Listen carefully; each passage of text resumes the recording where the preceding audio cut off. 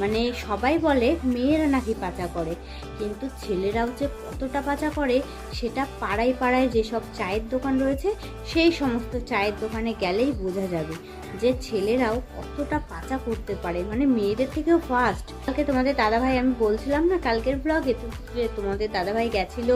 বিলের দিকে আর বিল থেকে মাছ এনেছিল।